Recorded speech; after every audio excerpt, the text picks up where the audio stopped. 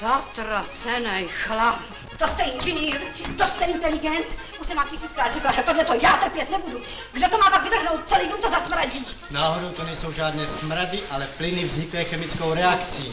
A jestli vám tu něco nevoní, jděte do prvního patra. Tam, co má pan Barvínek, ty své kůžičky. A čuchněte si k ní, dámo.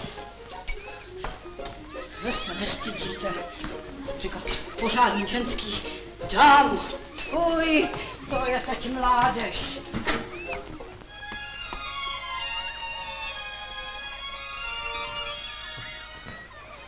Pak se zlobíte, paní Koukolová. Je ten inženýr jenom prodlak. Ten pešák. A co on to tam nahoře vlastně dělá, ne? Prej nějaký pokusy. Nikoho tam nepustí, ani uklidit mu tam člověk nesmí. Prosím vás, paní drahá, teď on tam má skleniček a hrníčků jako v apatice a v kamínkách pálí takový smrady, že přivotrádne pokrývače.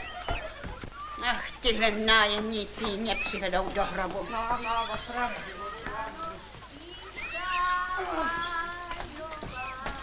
Andulo! Jo, už letím. Na penvnálu. Dobrý jitro, Andulko, prosím vás, je pan Barvínek doma? No to teď čekaj, mě dejte pokoj, já nemám čas na řeči. Co chcete? Koho hledáte? Pana Barvínka.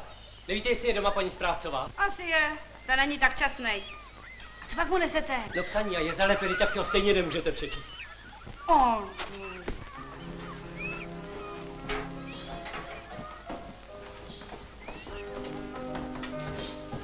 Teřínko, zaťáte kytičku. Voní. Ta je umělá, děkuji vám. Prosím, ráno se stalo.